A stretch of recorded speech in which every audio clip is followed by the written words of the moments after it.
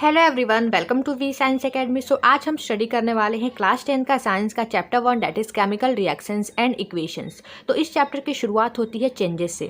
हमारे आसपास बहुत से चेंजेस होते रहते हैं, तो केमिस्ट्री में इन्हीं चेंजेस को 2 कैटेगरी में क्लासीफाई किया गया है, that is physical change and chemical change. Then next topic हम स्टडी करेंगे what is chemical reaction, then identification of chemical reaction, then what is chemical equation, then balancing chemical equation, then type of chemical reaction and last topic रहेगा corrosion and rancidity. Okay, so start करते हैं video को। सो यहाँ पर हम सबसे पहले study करेंगे types of changes. Okay, changes 2 types के होते हैं, एक होता है फिजिकल चेंज और दूसरा होता है केमिकल चेंज। ठीक है, ये टॉपिक हमने ऑलरेडी यंगर स्टैंडर्ड में पढ़ा हुआ है। ठीक है, यहाँ पर हम थोड़ा सा रिवीजन ले रहे हैं। ओके, सो यहाँ पर देखिए दोनों में डिफरेंस क्या होता है। तो सबसे पहले हम फिजिकल चेंज की बात करेंगे। सो फिजिकल चेंज क्या होता है, यहाँ पर देखिए physical change in which no new substance are form. ठीक है, जो फिजिकल चेंज होता है उसमें कोई भी नया सब्सटेंस फॉर्म नहीं होता है। फिजिकल चेंज में सिर्फ फिजिकल प्रॉपर्टीज चेंज होती है, अपीयरेंस चेंज होता है, शेप, साइज, स्टेट ये सब चेंज होता है। ठीक है, देन सेकेंड पॉइंट देखिए, they are mostly reversible. Okay, जो फिजिकल चेंज होते हैं वो मोस्टली रिवर्सिबल होते हैं। कुछ फिजिकल चेंज ऐसे भी होते हैं जो इरिवर्सिबल होते हैं। ठीक है, तो हम रिवर्सिबल और इरिवर्सिबल फिजिकल चेंज दोनों का एग्जांपल देखेंगे। ठीक है, बट यहाँ पर आपको याद रखना है फिजिकल चेंज क्या होता है, they are mostly reversible. Okay, so यहाँ पर हमने एग्जाम्पल लिया है मेल्टिंग ऑफ आइस। तो यहाँ पर देखिए आइस कौन से स्टेट में होता है, सॉलिड स्टेट में होता है जब मेल्ट होता है आइस। ओके, सो वाटर में कन्वर्ट हो जाता है। वाटर कौन से स्टेट में होता है, लिक्विड स्टेट में होता है। ठीक है, तो यहाँ पर देखिए यहाँ पर कोई भी नया सब्सटेंस फॉर्म नहीं हो रहा है। ठीक है, यहाँ पर सिर्फ स्टेट चेंज हो रहा है, सॉलिड टू लिक्विड। ओके, तो ये एक फिजिकल चेंज है। ओके, फिजिकल चेंज में ये रिवर्सिबल है या नहीं, तो ये रिवर्सिबल है। कैसे, क्योंकि आप आइस को वाटर में कन्वर्ट कर सकते हो और इस वाटर को फिर से आइस में कन्वर्ट कर सकते हो। ठीक है, इसीलिए ये प्रोसेस कैसा है, रिवर्सिबल है।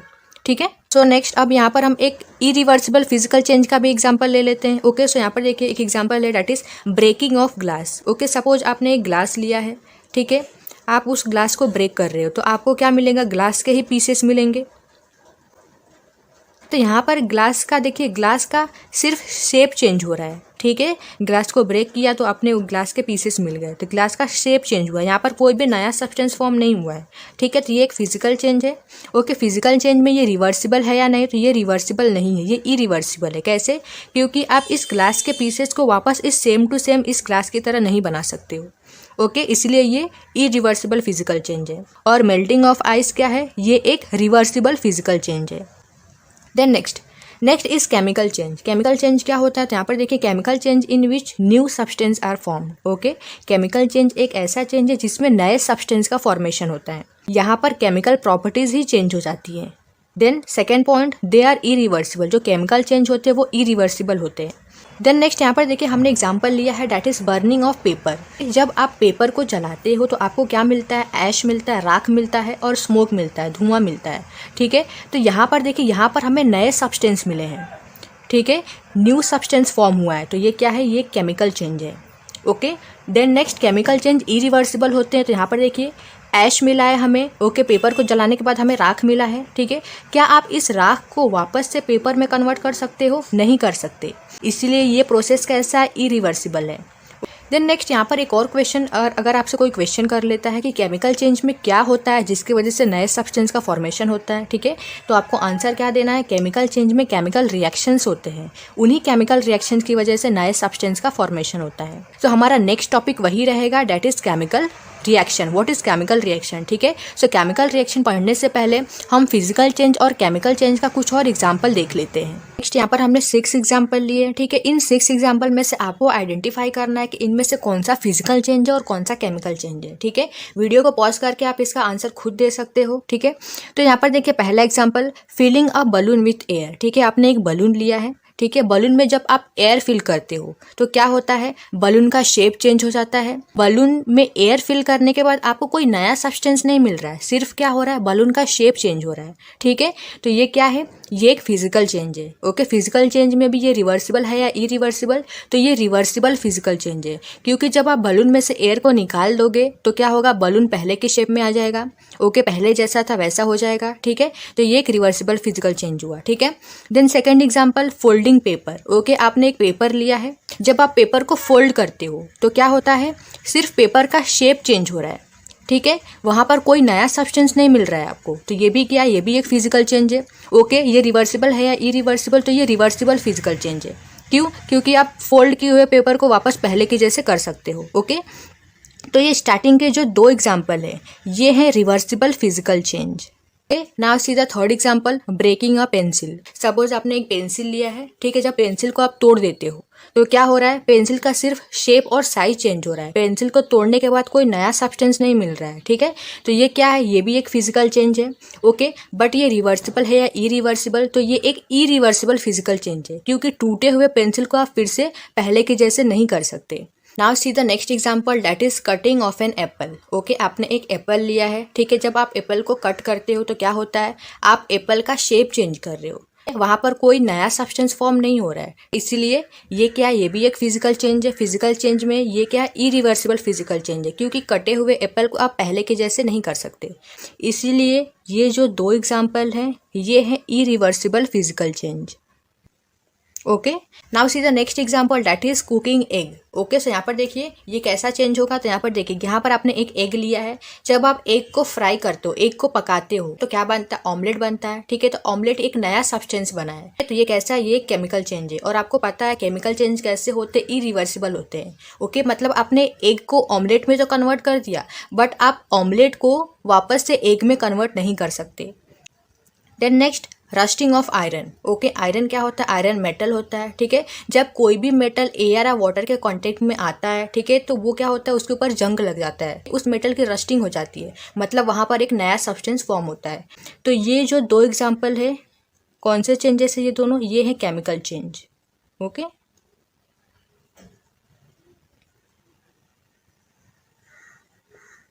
Now see the next, that is chemical reaction. What is chemical reaction, तो यहाँ पर डेफिनेशन देख लेते हैं। A chemical reaction is a process in which one or more substance react to form new substance with entirely different properties. तो chemical reaction एक ऐसा process है जिसमें एक या एक से ज़्यादा सब्सटेंस आपस में रिएक्ट करते हैं और नए सब्सटेंस फॉर्म करते हैं, जिनकी प्रॉपर्टीज कैसी होती है, डिफरेंट होती है, ठीक है। किसकी प्रॉपर्टीज किससे डिफरेंट होती है, तो यहाँ पर देखिए ये जो आपस में रिएक्ट करते हैं, ठीक है, जो सब्सटेंस आपस में रिएक्ट करते हैं उसे हम रिएक्टेंट बोलते हैं, और जो नया सब्सटेंस फॉर्म होता है उसे हम प्रोडक्ट बोलते हैं, ठीक है। तो प्रोडक्ट की प्रॉपर्टीज रिएक्टेंट से एंटायरली डिफरेंट होती है, ठीक है। तो यहाँ पर देखिए हमने एग्जांपल लिया है, जब हाइड्रोजन ऑक्सीजन के साथ रिएक्ट करता है, ठीक है, तो यहाँ पर नया सब्सटेंस फॉर्म होता है, दैट इज वाटर। तो यहाँ पर हाइड्रोजन ऑक्सीजन आपस में रिएक्ट कर रहे हैं, तो ये क्या होगा, रिएक्टेंट होगा। ओके, और जो नया सब्सटेंस फॉर्म हो रहा है ये होगा हमारा प्रोडक्ट, ठीक है। तो इस प्रोडक्ट की प्रॉपर्टीज इस रिएक्टेंट से कैसी है, डिफरेंट है। आप खुद देख सकते हो ये रिएक्टेंट कैसे है, दोनों गैसेस स्टेट में है और प्रोडक्ट हमारा लिक्विड स्टेट में है, ठीक है। तो यहाँ पर स्टेट में चेंज हो रहा है, जिससे आप आइडेंटिफाई कर सकते हो ये केमिकल रिएक्शन से। ओके, सो यहाँ पर देखिए ये तो बहुत ही छोटा सा रिएक्शन था, ऐसे बहुत सारे रिएक्शन होते हैं, तो आप उनको कैसे आइडेंटिफाई करोगे कि उसमें केमिकल रिएक्शन हुई है या नहीं, ठीक है। तो वही हमारा नेक्स्ट टॉपिक रहेगा, that is identification of chemical reaction, ठीक है। Now see the next, that is identification of chemical reaction. A chemical reaction can be identified by either of the following observation. तो इन following observation से आप identify कर सकते हो कि chemical reaction हुई है या नहीं, ठीक है। तो यहाँ पर देखिए पहला change in state. Okay, state में चेंज होगा। ओके, देन दूसरा है चेंज इन कलर, कलर में चेंज होगा। Then evolution of gas, gas का एवोल्यूशन होगा। Fourth is change in temperature and fifth is formation of precipitate. Precipitate क्या होता है, इनसॉल्युबल सब्सटेंस। ओके, तो इनमें से कोई भी अगर एक चेंज हुआ है मतलब क्या हुआ है, केमिकल रिएक्शन हुई है। ओके, सो यहाँ पर हम एक एग्जाम्पल ले लेते हैं, that is when sodium react with water. यहाँ पर देखिए ये दोनों सब्सटेंस आपस में रिएक्ट कर रहे हैं, तो ये क्या होगा, ये रिएक्टेंट होगा। ओके,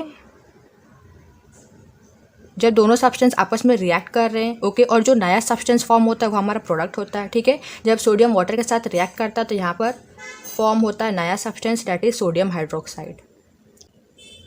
ये होता है एक्वस स्टेट में, और यहाँ पर साथ ही साथ हाइड्रोजन गैस इवॉल्व होता है, ठीक है।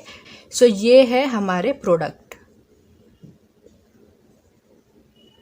ओके, यहाँ पर देखिए ये सोडियम हाइड्रोक्साइड एक्वस फॉर्म में, ठीक है। सो एक्वस सोल्यूशन क्या होता है, जब किसी भी कंपाउंड को, किसी भी सब्सटेंस को आप वाटर के साथ डिसॉल्व करते हो, ठीक है, वाटर के साथ रिएक्ट करवाते हो, और जो सोल्यूशन फॉर्म होता है वो होता है हमारा एक्वस सोल्यूशन, ठीक है। तो यहाँ पर देखिए यहाँ पर कैसे पता चलेगा कि ये केमिकल रिएक्शन है? तो यहाँ पर देखिए इन फॉलोइंग चेंजेस में से हमें देखना है कि कौन सा चेंज हो रहा है। तो यहाँ पर देखिए सोडियम है सॉलिड स्टेट में, वाटर है लिक्विड स्टेट में, ठीक है। बट यहाँ पर जो प्रोडक्ट फॉर्म हो रहा है वो एक्वस स्टेट में, तो यहाँ पर स्टेट में चेंज हो रहा है, ठीक है। तो हम आइडेंटिफाई कर लिया हमने कि ये केमिकल रिएक्शन है, ठीक है। देन यहाँ पर एक और चीज़ हो रही है, यहाँ पर देखिए हाइड्रोजन गैस इवॉल्व हो रहा है, ठीक है। तो यहाँ पर देखिए evolution of gas, evolution of gas हुआ है, मतलब क्या हुआ, यहाँ पर केमिकल रिएक्शन हुई है, ठीक है। तो इस तरीके से आप किसी भी केमिकल रिएक्शन को आइडेंटिफाई कर सकते हो। केमिकल इक्वेशंस क्या होता है? तो यहाँ पर देखिए और chemical equation is the symbolic representation of chemical reaction, ठीक है। तो केमिकल इक्वेशन क्या होता है? किसी भी केमिकल रिएक्शन को जब आप सिंबल से रिप्रेजेंट करते हो, फॉर्मूला से रिप्रेजेंट करते हो, उसी को हम बोलते हैं केमिकल इक्वेशन, ओके। जैसे यहाँ पर एक एग्जाम्पल ले लेते हैं हम, when hydrogen react with oxygen, okay. तो यहाँ पर क्या फॉर्म होता है? वाटर का फॉर्मेशन होता है। तो अभी ये देखिए क्या ये केमिकल इक्वेशन है? ओके, ये केमिकल इक्वेशन नहीं है क्योंकि केमिकल इक्वेशन को हम सिंबल से रिप्रेजेंट करते हैं, ओके। ये क्या हो गया? ये वर्ड इक्वेशन है, ठीक है। ये क्या है? This is word equation.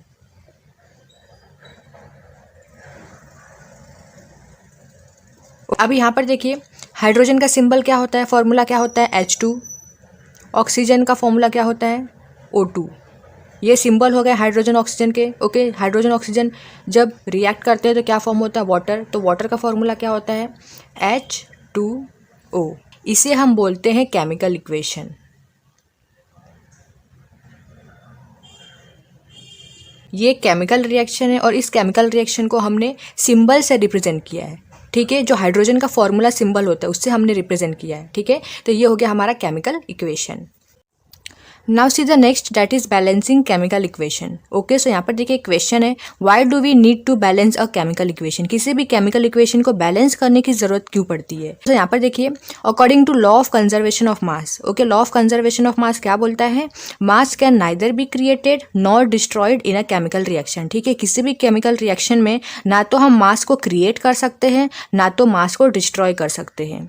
So number of element involve in chemical reaction should remain same at reactant and product side. इसीलिए केमिकल रिएक्शन में जितने number of element reactant side पे होने चाहिए उतने ही number of element product side पे भी होने चाहिए, ठीक है। मतलब रिएक्टेंट और प्रोडक्ट साइड पे नंबर ऑफ एलिमेंट सेम होने चाहिए। सो अब हम देखेंगे केमिकल इक्वेशन को बैलेंस कैसे किया जाता है। नाउ सी हियर, यहाँ पर हमने इक्वेशन लिया है, ओके। इस इक्वेशन को हमें बैलेंस करना है। ये एक अनबैलेंस इक्वेशन है, ठीक है। अनबैलेंस इक्वेशन को हम बोलते हैं स्केलेटल इक्वेशन। स्केलेटल इक्वेशन, ये छोटी छोटी बात आपको याद रखनी है, एमसीक्यू में पूछा जा सकता है ये सब, ठीक है। देन नेक्स्ट यहाँ पर देखिए किसी भी केमिकल इक्वेशन को बैलेंस करने के लिए जो हम मेथड यूज़ करते हैं उस मेथड को हम बोलते हैं heat and trial method. Heat and trial method, okay. ये भी आपको याद रखना है। हीट एंड ट्रायल मेथड मतलब क्या होता है? मतलब यहाँ पर हम ट्राई करते हैं, अलग अलग एक्सपेरिमेंट करते हैं, ओके। कोएफिशिएंट लगाते हैं, ऐसे नंबर लगाते हैं जिसकी वजह से हमारा इक्वेशन बैलेंस होता है, ठीक है। इसीलिए इसको बोला जाता है हीट एंड ट्रायल मेथड, ठीक है। तो यहाँ पर देखिए इस इक्वेशन को बैलेंस करते हैं तो ये है रिएक्टेंट साइड, ये है प्रोडक्ट साइड। रिएक्टेंट साइड कौन से साइड में है? Left hand side, and this is right hand side. तो यहाँ पर हम लेफ्ट हैंड साइड और राइट हैंड साइड यहाँ पर इस तरीके से लिख देंगे, ओके। लेफ्ट हैंड साइड और राइट हैंड साइड में यहाँ पर इस इक्वेशन में जो भी एलिमेंट है उसे हमें रिप्रेजेंट कर लेना है, ठीक है। तो यहाँ पर देखिए इस इक्वेशन में दो ही एलिमेंट है, एक है हाइड्रोजन एक है ऑक्सीजन। तो लेफ्ट हैंड साइड और राइट हैंड साइड पे हम हाइड्रोजन और ऑक्सीजन एलिमेंट को रिप्रेजेंट कर लेंगे, ओके। अभी यहाँ पर देखिए लेफ्ट हैंड साइड में हाइड्रोजन कितने हैं? 2। ऑक्सीजन कितने हैं? 2। Then next right hand side में देखिए हाइड्रोजन कितने हैं? 2। ऑक्सीजन के कितने आइटम है? 1, ठीक है। यहाँ पर कुछ नहीं है मतलब 1। सो यहाँ पर देखिए लेफ्ट हैंड साइड और राइट हैंड साइड में जब हम हाइड्रोजन को देखते हैं तो हाइड्रोजन को देखिए यहाँ पर भी 2 है, यहाँ पर भी 2 है, ओके। मतलब दोनों साइड पे हाइड्रोजन के ऐसा इक्वल है। हाइड्रोजन तो बैलेंस है, बट ऑक्सीजन को देखिए, ऑक्सीजन यहाँ पर 2 है, यहाँ पर 1 है, ठीक है। तो ऑक्सीजन अनबैलेंस है, ऑक्सीजन को हमें बैलेंस करना है, ठीक है। यहाँ पर हमें 2 करना है तो हम क्या करेंगे? इंटू 2 कर देंगे, इंटू 2 करेंगे तो यहाँ पर 2 आ जाएगा, ठीक है। तो यहाँ पर देखिए 2 हम कहाँ पर लगाएंगे? आप यहाँ पर 2 नहीं लगा सकते, ठीक है। आपको देखिए ये जो कंपाउंड है, ओके, इसके सामने ही फ्रंट में ही आपको नंबर लगाना है, ठीक है। तो यहाँ पर हम लगा देंगे 2। है, हमेशा आपको याद रखना है जो भी कंपाउंड होंगे, मॉलिक्यूल होंगे, उसके फ्रंट में ही आपको क्या लगाना है, नंबर लगाना है, कोएफिशिएंट लगाना है। ठीक है, तो यहाँ पर हमने 2 लगा दिया। तो अब देखिए ऑक्सीजन 2 हो गया। ओके, यहाँ पर भी ऑक्सीजन 2 है। ऑक्सीजन तो बैलेंस हो गया, ठीक है, बट हाइड्रोजन अनबैलेंस हो गया है। ओके, जब हमने यहाँ पर फ्रंट में 2 लगाया तो ये 2 हाइड्रोजन के लिए भी जाता है और ऑक्सीजन के लिए भी जाता है। ठीक है, तो यहाँ पर हाइड्रोजन कितने हो गए, 2 2 ज़ा 4। ओके, यहाँ पर हाइड्रोजन हो गए हैं 4। ठीक है, यहाँ पर भी हमें 4 करना है, तो हम क्या करेंगे, इंटू 2 करेंगे। ओके, मतलब यहाँ पर फ्रंट में हम 2 लगा देंगे। ठीक है, तो यहाँ पर हो जाएगा 2 2 ज़ा 4। अभी इस इक्वेशन को देख सकते हो, इक्वेशन कैसा है, बैलेंस हो गया है। ओके, यहाँ पर देखिए हाइड्रोजन 4 है, यहाँ पर भी हाइड्रोजन 4 है। ओके, यहाँ पर ऑक्सीजन 2 है, यहाँ पर भी ऑक्सीजन 2 है। Okay, so this is the balance chemical equation. Now see the second equation. यहाँ पर देखिए जब मैग्नीशियम ऑक्सीजन के साथ रिएक्ट करता है तो यहाँ पर क्या फॉर्म होता है, मैग्नीशियम ऑक्साइड। सो ये है रिएक्टेंट के और ये है प्रोडक्ट। मतलब रिएक्टेंट आपके लेफ्ट हैंड साइड में है तो यहाँ पर हम लेफ्ट हैंड साइड लिखेंगे और राइट हैंड साइड लिखेंगे। ओके, इस केमिकल इक्वेशन में 2 एलिमेंट है, एक है मैग्नीशियम और दूसरा है ऑक्सीजन। ठीक है, तो मैग्नीशियम ऑक्सीजन को हम लेफ्ट हैंड साइड और राइट हैंड साइड दोनों साइड पर हम रिप्रेजेंट कर लेंगे। ठीक है, अभी यहाँ पर देखिए लेफ्ट हैंड साइड में मैग्नीशियम के कितने आइटम है, 1। ओके, तो यहाँ पर हम लिखेंगे 1। ऑक्सीजन कितने हैं, 2, सो यहाँ पर आ जाएगा 2। Okay, then right hand side पे देखिए मैग्नीशियम 1, ऑक्सीजन भी कितने हैं, 1। ठीक है, तो यहाँ पर देखिए लेफ्ट हैंड साइड और राइट हैंड साइड में मैग्नीशियम के एक एक ही आइटम है, मतलब मैग्नीशियम बैलेंस है। ऑक्सीजन देखिए, ऑक्सीजन यहाँ पर 2 है, यहाँ पर 1 है। ठीक है, ये अनबैलेंस है, तो बैलेंस करने के लिए हमें क्या करना है, यहाँ पर 2 करना है। ठीक है, तो यहाँ पर इंटू 2 करेंगे। ओके, सो यहाँ पर 2 आ जाएगा। तो हमें क्या करना है, इस कंपाउंड के सामने फ्रंट में हमें लगाना है 2। तो यहाँ पर आप देख सकते हो ऑक्सीजन बैलेंस हो गया, बट यहाँ पर देखिए मैग्नीशियम यहाँ पर 2 हो चुका है। ठीक है, मैग्नीशियम यहाँ पर कितना हो चुका है, 2। ओके, हमें यहाँ पर भी 2 करना है, तो हम क्या करेंगे, सिंपली इस एलिमेंट के सामने हम क्या करेंगे, 2 लगा देंगे, फ्रंट में 2 लगा देंगे। ओके, सो मैग्नीशियम भी बैलेंस हो गया। ठीक है, so this is the balance chemical equation. Now see the next chemical equation. Okay, so यहाँ पर देखिए इस इक्वेशन में जो भी एलिमेंट प्रेजेंट है उसे हमने लेफ्ट हैंड साइड और राइट हैंड साइड में लिख दिया है। ठीक है, कौन कौन से एलिमेंट है, Fe है, आयरन है, हाइड्रोजन है और ऑक्सीजन है। ठीक है, अभी देखिए लेफ्ट हैंड साइड में Fe के कितने आइटम है, 1। ओके, हाइड्रोजन के कितने आइटम है, 2। ऑक्सीजन कितने हैं, 1। ओके, राइट हैंड साइड में देखिए Fe के कितने आइटम है, आयरन कितने हैं यहाँ पर, 3। ऑक्सीजन कितने हैं, 4 एंड हाइड्रोजन कितने हैं, 2। अभी यहाँ पर देखिए लेफ्ट हैंड साइड में Fe1 है और राइट हैंड साइड में Fe3 है। ठीक है, यहाँ पर हमें 3 करना है तो हम सिंपली क्या करेंगे, इंटू 3 करेंगे। ओके, मतलब यहाँ पर हम फ्रंट में 3 लगा देंगे। ठीक है, तो Fe बैलेंस हो गया, आयरन बैलेंस हो गया है। ठीक है, अब यहाँ पर देखिए नेक्स्ट हाइड्रोजन देखिए, हाइड्रोजन दोनों साइड पे 2 2 है। ठीक है, हाइड्रोजन तो बैलेंस है। अब हम ऑक्सीजन को देखते हैं, यहाँ पर 1 है, यहाँ पर 4 है। ठीक है, तो यहाँ पर हमें 4 करना है तो हम सिंपली क्या करेंगे, इंटू 4 कर देंगे। ठीक है, मतलब यहाँ पर हम फ्रंट में यहाँ पर 4 लगा देंगे। ठीक है, तो ऑक्सीजन देखिए बैलेंस हो गया, यहाँ पर 4 है और यहाँ पर भी 4 है। बट यहाँ पर देखिए हाइड्रोजन अनबैलेंस हो गया है। ठीक है, जब यहाँ पर हमने 4 लगाया तो हाइड्रोजन कितना हो गया, यहाँ पर 4 2 ज़ा 8। ठीक है, यहाँ पर हाइड्रोजन हो चुका है 8। यहाँ पर भी हमें 8 करना है तो हम क्या करेंगे, इंटू 4 करेंगे। तो यहाँ पर आ जाएगा 8, 4 2 ज़ा 8। तो यहाँ पर हमें सिंपली क्या करना है, 4 लगाना है, 4 2 ज़ा 8। Okay, now see this is the balance chemical equation. Types of chemical reaction. Okay, so यहाँ पर 4 टाइप के केमिकल रिएक्शन होते हैं। पहला होता है combination reaction. Okay, so exam में आपको बहुत सारे केमिकल रिएक्शन दिए जाते हैं और वहाँ पर आपको आइडेंटिफाई करने बोला जाता है कि यहाँ पर आइडेंटिफाई कीजिए कि कौन सा केमिकल रिएक्शन है। ठीक है, तो कॉम्बिनेशन रिएक्शन को आप कैसे आइडेंटिफाई करोगे, तो यहाँ पर देखिए कॉम्बिनेशन रिएक्शन क्या होता है। सो यहाँ पर 2 या 2 से ज़्यादा रिएक्टेंट आपस में कंबाइन होते हैं और एक सिंगल प्रोडक्ट फॉर्म होता है। ठीक है, यहाँ पर देखिए, यहाँ पर हमने 2 रिएक्टेंट लिए हैं, A एंड B। ठीक है, ये 2 रिएक्टेंट आपस में कंबाइन होंगे। ओके, यहाँ पर 2 से ज़्यादा भी रिएक्टेंट हो सकते हैं, 3 रिएक्टेंट भी हो सकते हैं, बट आपको यहाँ पर प्रोडक्ट एक ही मिलेगा। ठीक है, तो यहाँ पर 2 रिएक्टेंट लिया हमने, 2 रिएक्टेंट कंबाइन होकर यहाँ पर देखिए एक ही प्रोडक्ट फॉर्म हो रहा है, सिंगल प्रोडक्ट फॉर्म हो रहा है। ठीक है, ये होता है आपका कॉम्बिनेशन रिएक्शन। ओके, एग्जाम्पल देखें यहाँ पर कैल्शियम ऑक्साइड जब कंबाइन हो रहा है वाटर के साथ, तो यहाँ पर 2 रिएक्टेंट कंबाइन हो रहे हैं और कंबाइन होकर यहाँ पर देखिए एक ही प्रोडक्ट फॉर्म हो रहा है, सिंगल प्रोडक्ट फॉर्म हो रहा है। ठीक है, तो ये है कॉम्बिनेशन रिएक्शन का एग्जाम्पल। ओके, यहाँ पर देखिए साथ ही साथ हीट इवॉल्व हो रहा है। जब हीट इवॉल्व होता है, हीट बाहर निकलता है, उसे हम बोलते हैं एक्सोथर्मिक रिएक्शन। ओके, और जब हीट एब्जॉर्ब होता है, ठीक है, मतलब जब हम हीट को देते हैं, ओके, हीट को सप्लाई करते हैं, उसे हम बोलते हैं एंडोथर्मिक रिएक्शन। ठीक है, ये आपको छोटी छोटी बातें पता होनी चाहिए। ओके, देन दूसरा एग्जांपल देखिए, कार्बन जब ऑक्सीजन के साथ कंबाइन हो रहा है, ठीक है, दो रिएक्टेंट यहाँ पर कंबाइन होकर यहाँ पर देखिए एक सिंगल प्रोडक्ट फॉर्म हो रहा है। ठीक है, ये भी है कॉम्बिनेशन रिएक्शन। सो यहाँ पर देखिए डेफिनेशन कैसे लिख सकते हो आप, a reaction in which two or more reactant combine to form a single product is called as combination reaction. Now second type is decomposition reaction. Okay, so decomposition reaction combination reaction का opposite होता है। ठीक है, combination reaction में क्या था, वहां पर हम दो चीज़ों को कंबाइन कर रहे थे और एक सिंगल प्रोडक्ट फॉर्म हो रहा था। ठीक है, बट डीकम्पोजिशन का मतलब क्या होता है, यहाँ पर एक ही रिएक्टेंट होता है, वो डीकम्पोज होता है, वो ब्रेक होता है दो प्रोडक्ट में, दो या दो से ज़्यादा प्रोडक्ट में ब्रेक होगा। ठीक है, तो यहाँ पर देखिए, यहाँ पर किसी भी चीज़ को तोड़ने के लिए, ब्रेक करने के लिए हमें एनर्जी लगती है। ठीक है, तो इसी बेस पे डीकम्पोजिशन रिएक्शन थ्री टाइप के होते हैं। ठीक है, एक होता है थर्मल डीकम्पोजिशन रिएक्शन, दूसरा होता है इलेक्ट्रोलिसिस डीकम्पोजिशन रिएक्शन, और तीसरा होता है फोटोकेमिकल डीकम्पोजिशन रिएक्शन, या फिर आप उसे फोटोलिसिस डीकम्पोजिशन रिएक्शन भी बोल सकते हो।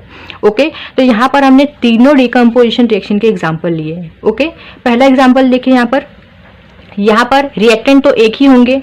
ओके, डीकम्पोजिशन रिएक्शन में होता क्या, एक ही रिएक्टेंट होते हैं। तो यहाँ पर देखिए सब में एक ही रिएक्टेंट है, बट ये रिएक्टेंट जब टूटते हैं, ओके, तो वो दो प्रोडक्ट में डिवाइड हो जाते हैं, हमें दो प्रोडक्ट मिलता है। ओके, तो यहाँ पर देखिए कैल्शियम कार्बोनेट, ओके, कैसे टूटेगा या कैसे ब्रेक होगा, तो यहाँ पर हम इसे हीट देंगे।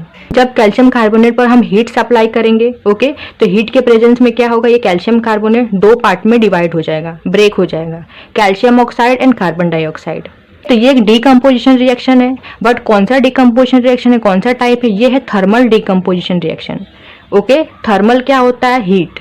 यहाँ पर सोर्स ऑफ एनर्जी क्या यूज कर रहे हैं, कंपाउंड को ब्रेक करने के लिए हीट का यूज कर रहे हैं। ओके, तो ये होता है thermal decomposition reaction. Okay, now see the second example, यहाँ पर कंपाउंड लिया हमने वाटर।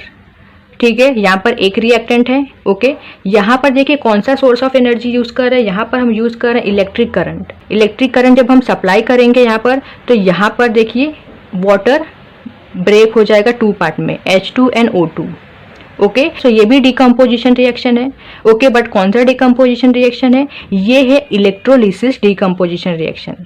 ओके, इलेक्ट्रो मतलब होता है इलेक्ट्रिसिटी, इलेक्ट्रिसिटी पास करना। ओके, और लिसिस का मतलब होता है ब्रेक करना। ठीक है, मतलब वाटर इलेक्ट्रिक करंट के प्रेजेंस में क्या होता है, ब्रेक हो जाता है। ठीक है, तो ये होता है electrolysis decomposition reaction. Okay, then third is AgCl। यहाँ पर देखिए हमने सिल्वर क्लोराइड लिया है। ठीक है, सिल्वर क्लोराइड सनलाइट के प्रेजेंस में ब्रेक हो जाता है Ag और Cl2 में। ओके, तो ये भी क्या डीकम्पोजिशन रिएक्शन है, बट कौन सा टाइप है, ये है फोटोकेमिकल डीकम्पोजिशन रिएक्शन, या फिर आप इसे फोटोलिसिस डीकम्पोजिशन रिएक्शन भी बोल सकते हो। ओके, फोटो का मतलब होता है लाइट और लिसिस का मतलब होता है तोड़ना, ब्रेक करना। ठीक है, तो सनलाइट के प्रेजेंस में क्या होता है, ये AgCl ब्रेक हो जाता है, दो पार्ट में डिवाइड हो जाता है। ठीक है, तो ये है photochemical decomposition reaction. Okay, so decomposition reaction का डेफिनेशन देख लेते हैं। यहाँ पर देखिए, और reaction in which a single reactant break down to form two or more product is called as decomposition reaction. Now see the third type of chemical reaction is displacement reaction. Okay, so displacement reaction क्या होता है, यहाँ पर देखिए समझ लेते हैं। Okay, तो यहाँ पर आपके दो रिएक्टेंट होते हैं। ओके, एक होता है सिंगल एलिमेंट, ओके, जो आपका मेटल होगा। ओके, नॉन मेटल भी होता है ये सिंगल एलिमेंट। ओके, देन दूसरा रिएक्टेंट होगा कंपाउंड। ओके, सो यहाँ पर क्या होता है, ये कंपाउंड ब्रेक होता है। ओके, जब कंपाउंड ब्रेक होगा तो कंपाउंड में आपके दो पार्ट होते हैं, एक होता है पॉजिटिव पार्ट और दूसरा होता है नेगेटिव पार्ट। ओके, तो सपोज यहाँ पर B है पॉजिटिव पार्ट, ओके, B है कैटायनिक पार्ट और C है anionic part, that is negative part. Okay, तो यहाँ पर देखिए ये जो पॉजिटिव पार्ट होते हैं, कैटायनिक पार्ट होते हैं, वो क्या होते हैं, वो वाले एलिमेंट मेटल्स होते हैं। ठीक है, तो यहाँ पर जो B है ये क्या है, ये मेटल्स है। ओके, सपोज यहाँ पर जो हमने A एलिमेंट लिया वो भी मेटल्स है। ठीक है, तो यहाँ पर हम जो मेटल्स वाले एलिमेंट है, ओके, इनमें से हमको आइडेंटिफाई करना है कि कौन सा मोर रिएक्टिव एलिमेंट है और कौन सा लेस रिएक्टिव एलिमेंट है। ठीक है, तो यहाँ पर देखिए suppose A more reactive element है और B लेस रिएक्टिव एलिमेंट है। ओके, तो यहाँ पर जो मोर रिएक्टिव एलिमेंट होता है वो लेस रिएक्टिव एलिमेंट को डिस्प्लेस कर देता है। ओके, मतलब ये A क्या करेगा, B की जगह ले लेगा। ओके, और B को बाहर निकाल लेगा, तो यहाँ पर क्या होगा, AC + B। ओके, तो यही होता है डिस्प्लेसमेंट रिएक्शन। ओके, जिसमें जो मोर रिएक्टिव एलिमेंट होता है वो क्या करता है, लेस रिएक्टिव एलिमेंट को डिस्प्लेस कर देता है। ओके, सो यहाँ पर आपको रिएक्टिविटी सीरीज पता होनी चाहिए कि कौन सा एलिमेंट मोर रिएक्टिव होगा और कौन सा लेस रिएक्टिव होगा। ठीक है, तो यहाँ पर देखिए हमने चार्ट बनाया है। ओके आप देख सकते हैं, इसका स्क्रीनशॉट ले सकते हो आप। Okay reactivity series of metals, okay जो भी मेटल्स होते हैं ओके उनकी रिएक्टिविटी सीरीज क्या होगी, कौन सा मोस्ट रिएक्टिव एलिमेंट होगा और कौन सा लीस्ट रिएक्टिव एलिमेंट होगा। ओके तो यहाँ पर देखिए मोस्ट रिएक्टिव एलिमेंट होता है पोटेशियम। ओके जैसे जैसे हम नीचे जाएंगे तो रिएक्टिविटी सीरीज क्या होती है, डिक्रीज होती है। ओके देन सबसे लीस्ट रिएक्टिव एलिमेंट होगा गोल्ड। ओके ये आपको याद रखना है। ओके सो यहाँ पर देखिए, यहाँ पर हमने पहला एग्जाम्पल लिया है okay Fe plus copper sulphate, okay iron plus copper sulphate. तो यहाँ पर देखिए Fe क्या है, मेटल है। ओके और ये कंपाउंड, जब इस कंपाउंड को आप ब्रेक करते हो ओके तो यहाँ पर देखिए ये है पॉजिटिव पार्ट और ये है नेगेटिव पार्ट। ओके सो यहाँ पर देखिए जो पॉजिटिव पार्ट होता है, कटायनिक पार्ट होता है, वो मेटल्स होते हैं। ठीक है तो ये भी मेटल्स है, ये भी मेटल्स है। ओके तो यहाँ पर आयरन और कॉपर में से मोस्ट रिएक्टिव एलिमेंट कौन सा है, ज़्यादा रिएक्टिव कौन है, तो यहाँ पर हम चार्ट में देख सकते हैं। आयरन और कॉपर को देखना है तो यहाँ पर देखिए ये रहा आयरन ओके एंड ये रहा कॉपर। ठीक है तो आयरन ऊपर है तो क्या रहेगा, आयरन मोस्ट रिएक्टिव एलिमेंट होगा और कॉपर लीस्ट रिएक्टिव एलिमेंट होगा। ठीक है तो यहाँ पर जो मोस्ट रिएक्टिव एलिमेंट Fe है, ये क्या करेगा, कॉपर को डिस्प्लेस कर देगा। ठीक है कॉपर की जगह ले लेगा, तो यहाँ पर क्या फॉर्म होगा, FeSO4 और कॉपर बाहर निकल जाएगा। ओके देन नेक्स्ट एग्जांपल देखिए, यहाँ पर क्लोरीन है और यहाँ पर है NaBr ओके सोडियम ब्रोमाइड। तो यहाँ पर क्या होगा, देखिए ये है सिंगल एलिमेंट। ओके तो ये देखिए क्लोरीन है। ओके क्लोरीन नॉन मेटल्स होते हैं। ठीक है तो ये एक नॉन मेटल एलिमेंट है। ओके ये कंपाउंड है, जब इस कंपाउंड को आप ब्रेक करते हो तो ये है पॉजिटिव पार्ट, ये है नेगेटिव पार्ट।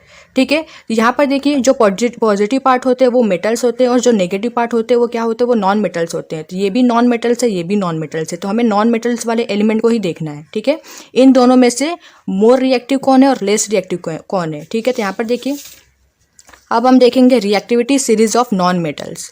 ओके यहाँ पर हमने हैलोजन ग्रुप लिए हैं, तो यहाँ पर देखिए मोस्ट रिएक्टिव एलिमेंट होता है फ्लोरीन हैलोजन में से और लीस्ट रिएक्टिव होता है आयोडीन। ओके तो यहाँ पर रिएक्शन में कौन से दो एलिमेंट हैं, क्लोरीन है और ब्रोमीन है। ठीक है दोनों में से कौन सा मोर रिएक्टिव है, तो यहाँ पर देखिए क्लोरीन पहले आता है, ब्रोमीन बाद में आता है। ठीक है तो क्लोरीन मोस्ट रिएक्टिव एलिमेंट है ओके और ब्रोमीन लीस्ट रिएक्टिव एलिमेंट है। ओके तो यहाँ पर क्लोरीन क्या करेगा, ब्रोमीन की जगह ले लेगा ओके और ब्रोमीन को बाहर निकाल देगा। तो यहाँ पर क्या फॉर्म होगा, NaCl ओके एंड Br बाहर चला जाएगा। ओके सो ये होता है डिस्प्लेसमेंट रिएक्शन, जिसमें मोर रिएक्टिव एलिमेंट क्या करता है, लेस रिएक्टिव एलिमेंट को डिस्प्लेस कर देता है। Now see the definition for displacement reaction. A reaction in which more reactive element displaces a less reactive element from its compound is called as displacement reaction. Now see the fourth type of chemical reaction, that is double displacement reaction. Okay, so double displacement reaction क्या होता है समझ लेते हैं। तो यहाँ पर देखिए यहाँ पर आपके दो रिएक्टेंट होते हैं। ओके दोनों कंपाउंड होते हैं। ओके सो आपको पता है जब भी कंपाउंड ब्रेक होता है तो कंपाउंड में दो पार्ट होते हैं, एक होता है cation that is positive part और दूसरा होता है अनायन that is negative part. Okay तो सपोज हमने इस कंपाउंड को ब्रेक किया। ओके ये है पॉजिटिव पार्ट, ये है negative part. Okay same way इस कंपाउंड को ब्रेक करते हैं, ये है पॉजिटिव पार्ट, ये है नेगेटिव पार्ट। ओके तो यहाँ पर क्या होता है डबल डिस्प्लेसमेंट रिएक्शन में, ये जो कंपाउंड है इसका पॉजिटिव और नेगेटिव पार्ट दूसरे कंपाउंड के पॉजिटिव और नेगेटिव पार्ट के साथ एक्सचेंज हो जाता है। ठीक है यहाँ पर क्या होते हैं, कंपाउंड दोनों कंपाउंड के आयन एक्सचेंज हो जाते हैं। ओके और दो नए प्रोडक्ट फॉर्म होते हैं। ओके तो यहाँ पर देखिए यहाँ पर आयन कैसे एक्सचेंज होंगे, तो ये जो कंपाउंड है इसका पॉजिटिव पार्ट ओके दूसरे कंपाउंड के नेगेटिव पार्ट के साथ जाएगा। ओके तो यहाँ पर पहला प्रोडक्ट फॉर्म होगा AD। ओके और ये जो पॉजिटिव पार्ट है ठीक है ये दूसरे कंपाउंड के नेगेटिव पार्ट के साथ जाएगा। ठीक है दूसरा कंपाउंड फॉर्म होगा CB। ओके तो ये होता है आपका डबल डिस्प्लेसमेंट रिएक्शन। ओके हमेशा यहाँ पर पॉजिटिव नेगेटिव के साथ जाता है। ओके देन एग्जांपल लिया हमने, यहाँ पर देखिए sodium sulphate plus barium chloride. Okay तो यहाँ पर दो कंपाउंड है, तो जब हम कंपाउंड को ब्रेक करेंगे तो ये है पॉजिटिव पार्ट और ये है नेगेटिव पार्ट। ठीक है सेम वे यहाँ पर ब्रेक करते हैं, ये है cation that is positive part और ये है अनायन that is negative part. Okay तो यहाँ पर क्या होगा, हमेशा पॉजिटिव किसके साथ जाता है, नेगेटिव के साथ। ठीक है तो ये पॉजिटिव दूसरे कंपाउंड के नेगेटिव के साथ जाएगा। ओके और ये वाला पॉजिटिव पार्ट दूसरे कंपाउंड के नेगेटिव पार्ट के साथ जाएगा।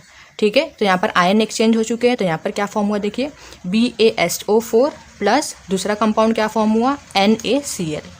ओके सो ये होता है डबल डिस्प्लेसमेंट रिएक्शन।